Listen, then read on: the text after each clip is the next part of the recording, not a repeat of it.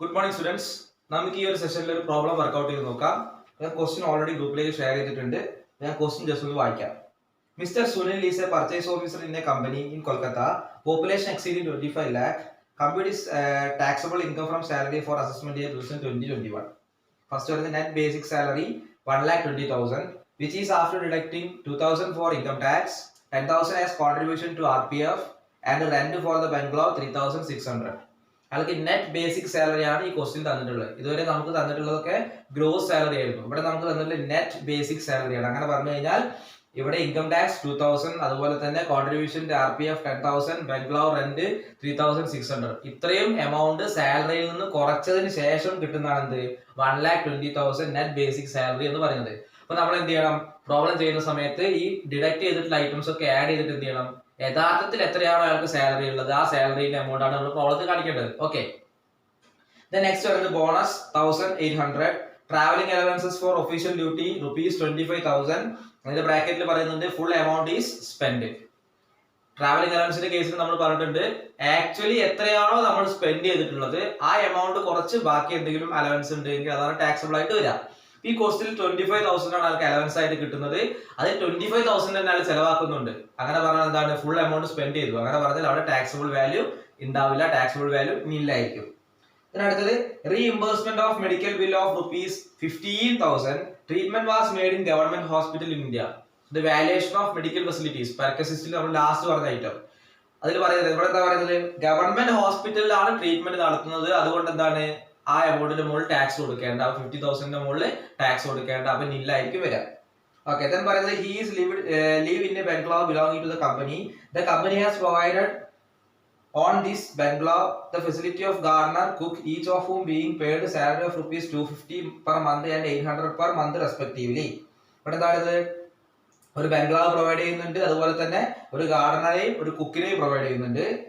Then the company paid in respect of his bungalow 4,800 for electricity bill and 1,200 for water bill.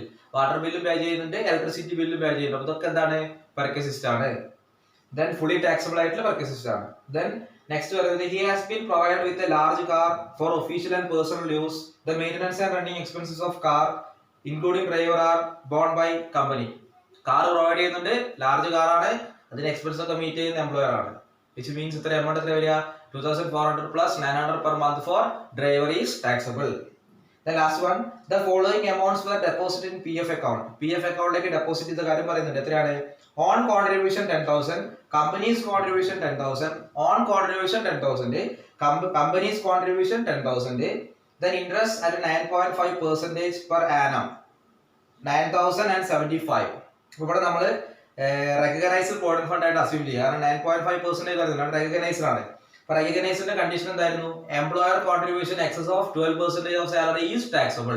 12% മുകളിൽ എന്തെങ്കിലും contribute ചെയ്യുന്നുണ്ടെങ്കിൽ അത് taxable. അപ്പൊ 12% മുകളിൽ കോൺട്രിബ്യൂട്ട് ചെയ്യുന്നുണ്ടോ നമ്മൾ നോക്കണം. ദെൻ ഇൻട്രസ്റ്റ് ആണെങ്കിലോ എക്സസ് ഓഫ് 9.5% ആണെങ്കിലാണ് എന്ത് ചെയ്യുക, ടാക്സബിൾ വരിക. ഇവിടെ 9.5% കൊടുക്കുന്നുള്ളൂ, അതിൽ എക്സസ് ആയിട്ട് എന്തെങ്കിലും കൊടുക്കുന്നുണ്ടോ, ഇല്ല. അപ്പൊ അവിടെ എന്താണ്, ഇൻട്രസ്റ്റ് ഓൺ PF അക്കൗണ്ട് നില്ലായിരിക്കും. ഓക്കെ, ഇത് നമുക്ക് പ്രോബ്ലത്തിലേക്ക് കടക്കാം. Computation of taxable income from salary. Computation of taxable income from salary. Computation of taxable income from salary. Okay. അത് നെറ്റ് ബേസിക് സാലറി ക്വസ്റ്റ്യൻ തന്നിട്ടുണ്ട്. Net basic salary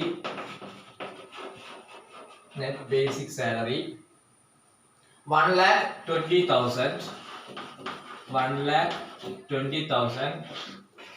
then add ഇത് net basic salary ആണ്, അതായത് PF-ഉം അതുപോലെ തന്നെ income ടാക്സും പിന്നെ ബംഗ്ലാവ് rent ഇത്രയും എമൗണ്ട് കുറച്ചതിന് ശേഷമുള്ള സാലറിയാണ് 1,20,000. അപ്പൊ നമ്മൾ ഇൻകം ടാക്സിന്റെ കമ്പ്യൂട്ടേഷനിലേക്ക് വരുമ്പോൾ ആ കുറച്ച് എമൗണ്ട് ഒക്കെ ആഡ് ചെയ്തിട്ട് റിയൽ ആയിട്ടുള്ള സാലറി എത്രയാണോ അതാണ് കാണിക്കേണ്ടത്. അപ്പൊ ആഡ് അതെന്താണ്, ഡിഡക്ട് 2,000 ഫോർ ഇൻകം ടാക്സ്. അപ്പൊ income tax 2,000, then contribution to PF contribution to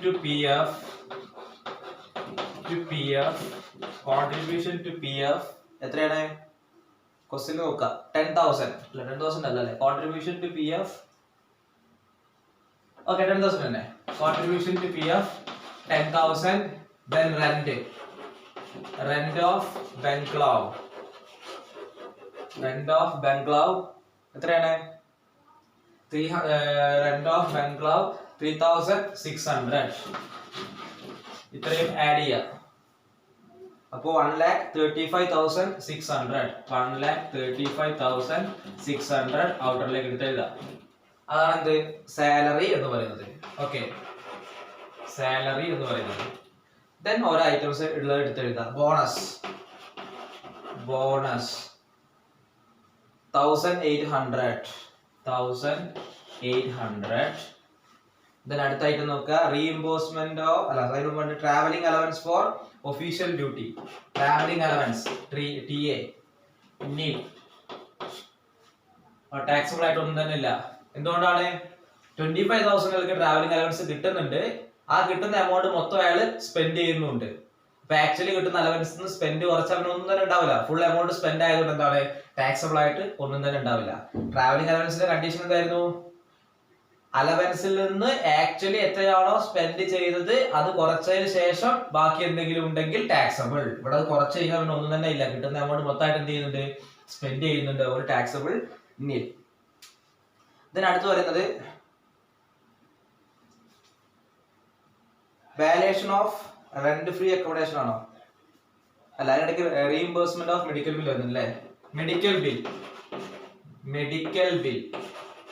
medical bill അതെന്താണ് നില്ലാണ് ഗവൺമെന്റ് ഹോസ്പിറ്റൽ ആയതുകൊണ്ട് അവിടെ ട്രീറ്റ് ചെയ്യുന്നതുകൊണ്ട് ടാക്സ് കൊടുക്കേണ്ട ആവശ്യമില്ല ഇതിന് പറയുന്നുണ്ട് he lived in a bungalow belonging to the കമ്പനിയുടെ ബംഗ്ലാവിലാണ് ആൾ താമസിക്കുന്നത് അങ്ങനെയാണെങ്കിൽ അവിടെ ഒരു റെന്റ് ഫ്രീ ഹൗസ് പ്രൊവൈഡ് ചെയ്യുന്നുണ്ട് പോപ്പുലേഷന്റെ കാര്യം ക്വസ്റ്റ്യൻ തുടങ്ങുമ്പോൾ തന്നെ പറയുന്നുണ്ട് പോപ്പുലേഷൻ എക്സീഡിങ് 25 lakh എന്ന് പറയുന്നുണ്ട് അപ്പൊ എത്രയാണ് 15% ഓഫ് സാലറി വരിക rent free house 15% of salary ഇവിടെ സാലറി എന്ന് പറയുന്നത് ബേസിക് പേ പ്ലസ് അതായത് 1,35,600 പ്ലസ് 1,35,600 പ്ലസ് ബോണസ് 1,800 into 15% അതിന്റെ 15% 20,610 then less rent paid by the employee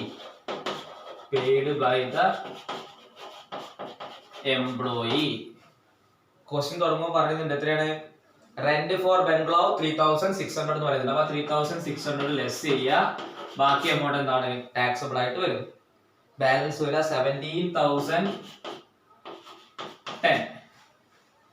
okay 17 or 10 okay then ക്വസ്റ്റ്യനിലേക്ക് നോക്കാം വേറെ എന്തൊക്കെയാണുള്ളത്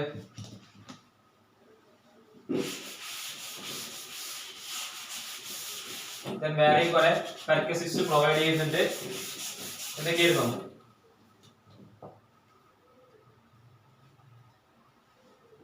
ഗാർഡനർ പ്രൊവൈഡ് ചെയ്യുന്നുണ്ട് കുക്കിനെ പ്രൊവൈഡ് ചെയ്യുന്നുണ്ട് അല്ലെ ഇപ്പൊ ഗാർഡനർ ഫസ്റ്റ് ഗാർഡനർ എത്രയാ പറയുന്നത് ഗാർഡനറിന്റെ എമൗണ്ട് പറയുന്നുണ്ടല്ലോ 250 അല്ലേ gardener and cook whom paid salary of 250 per month 250 into 12 that's equal to 3,000 then കുക്കിന് എത്രയാണ് 800 ആണ് അപ്പൊ 800 into 12 that's equal to 9,600 then electricity bill പേ ചെയ്യുന്നു പറയുന്നുണ്ട് അതുപോലെ തന്നെ വാട്ടർ ബില്ലും അപ്പൊ electricity bill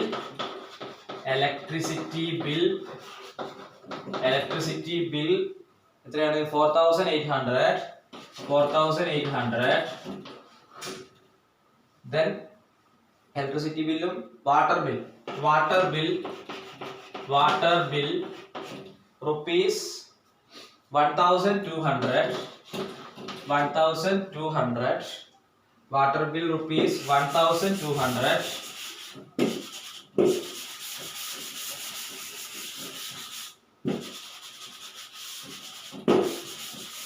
okay water bill 1200. Okay, അത് കഴിഞ്ഞു. അടുത്ത് പറയുന്നത് he has provided with a large car for official and personal use and the maintenance and renting expenses of the car borne by the company. ഇപ്പൊ large car ആണ്, അതിന്റെ expense meet ചെയ്യുന്നത് employer ആണ്. അങ്ങനെ പറഞ്ഞാൽ car facility 2400 plus 900 for driver into 12. Okay, 2400 plus 900 into 12, that is equal to 39,600. Then അടുത്ത് പറയുന്നത് PF അക്കൗണ്ടിലേക്ക് അല്ലേ, PF അക്കൗണ്ടിലേക്ക് എംപ്ലോയി കോൺട്രിബ്യൂട്ട് ചെയ്യുന്നത് 10,000. അത് ഓൾറെഡി സാലറിയിൽ ഇൻക്ലൂഡഡ് ആണ്, ടാക്സ് കൊടുക്കേണ്ട. Then employer contribution എന്ത് ചെയ്യേണ്ടി വരും, ടാക്സ് കൊടുക്കേണ്ടി വരും. Employer contribution to RPF, Recognized Provident Fund. Condition എന്തായിരുന്നു, excess of 12% salary അല്ലേ. സാലറിയുടെ 12% മുകളിൽ എന്തെങ്കിലും എക്സസ് ആയിട്ടുണ്ടെങ്കിൽ അതിന്റെ മുകളിൽ ടാക്സ് കൊടുത്താൽ മതി. ഓക്കെ, അപ്പൊ സാലറി എത്രയാണ്, 1,35,600. 1,35,600 into 1,35,600 into 12%, that's equal to 16,272. Okay, 12% salary എന്ന് പറയുന്നത് 16,272. ക്വസ്റ്റ്യനിൽ എത്ര പറയുന്നത് കോൺട്രിബ്യൂട്ട് ചെയ്യുന്നത്, ക്വസ്റ്റ്യനിൽ പറയുന്നത് 10,000 ആണ്. അപ്പൊ എക്സസ് ഉണ്ടോ, 12% മുകളിലാണോ കോൺട്രിബ്യൂട്ട് ചെയ്യുന്നതല്ല. 12% എന്ന് പറയുന്നത് 16,272 ആണ്. എംപ്ലോയർ കോൺട്രിബ്യൂട്ട് ചെയ്യുന്നത് 10,000 ആണ്. അപ്പൊ ബിലോ 12% ഓഫ് സാലറി ആണ്. അപ്പൊ ടാക്സബിൾ വാല്യൂ നിൽ. ഞാൻ ഒന്നും കൂടെ പറയാം, എംപ്ലോയർ കോൺട്രിബ്യൂഷൻ ടു RPF എന്ന് പറഞ്ഞാൽ excess of 12% salary is taxable എന്നാണ്. 12% കൂടുതൽ എന്തെങ്കിലും കൊടുത്തിട്ടുണ്ടെങ്കിൽ അതിന് ടാക്സ് കൊടുത്താൽ മതി. അപ്പൊ നമ്മൾ 12% കൂടുതലാണോ ഈ 10,000 റുപ്പീസ് നോക്കണം, അല്ല 10,000 കോൺട്രിബ്യൂട്ട് ചെയ്തത്. അപ്പൊ നമ്മൾ എന്ത് ചെയ്യാ, 12% കണ്ടു, എത്രയാണ്, 16,272. കോൺട്രിബ്യൂട്ട് ചെയ്ത് 10,000. അപ്പൊ എക്സസ് ആണോ, അല്ല, 12% ബിലോ ആണ്. അപ്പൊ taxable value nil. Then interest on RPF അല്ലെ, നിൽ. എന്താണ്, എക്സസ് ഓഫ് 9.5% ഈസ് ടാക്സബിൾ എന്നാണ്. ഇൻട്രസ്റ്റ് ഓൺ RPF ന്റെ condition excess of 9.5% is taxable എന്നാണ്. ക്വസ്റ്റ്യനിൽ പറയുന്നുണ്ട് 9.5% കോൺട്രിബ്യൂട്ട് ചെയ്യുന്നുള്ളൂ. അങ്ങനെയാണ് എക്സസ് ആയിട്ട് എന്തെങ്കിലും ഉണ്ടോ, ഇല്ല. അപ്പൊ ടാക്സബിൾ വാല്യൂ നിൽ. then എന്താ പറയുന്നത്, വേറെ എന്തെങ്കിലും ക്വസ്റ്റ്യൻ വന്നിട്ടുണ്ടോ, ഇല്ല. അപ്പൊ ടോട്ടൽ ചെയ്യാം, ഗ്രോസ് സാലറി കിട്ടും. ടോട്ടൽ ചെയ്യുമ്പോൾ ഗ്രോസ് സാലറി കിട്ടും. ഗ്രോസ് സാലറി എന്ന് പറഞ്ഞാൽ 2,12,610. 2,12,610. 2,12,610 less deductions. ഡിഡക്ഷൻസ് എന്തെങ്കിലും ഉണ്ടെങ്കിൽ ലെസ് ചെയ്യാം. ഇവിടെ എന്റർടൈൻമെന്റ് അലവൻസ് ഉണ്ടോ, ഇല്ല. എന്റർടൈൻമെന്റ് ഉണ്ടായാൽ മാത്രം പോരാ, ഗവൺമെന്റ് എംപ്ലോയി കൂടി ആയാലും ഡിഡക്ഷൻ കിട്ടുള്ളൂ. എന്റർടൈൻമെന്റ് അലവൻസ് ഇല്ല. Then professional tax or employment tax paid എന്ന് പറഞ്ഞ ക്വസ്റ്റ്യൻ തന്നിട്ടുണ്ടോ, ഇല്ല.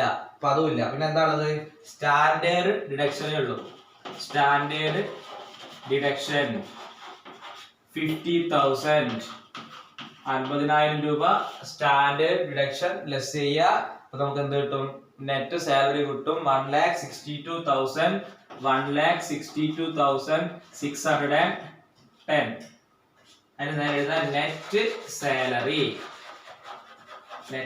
1,62,610.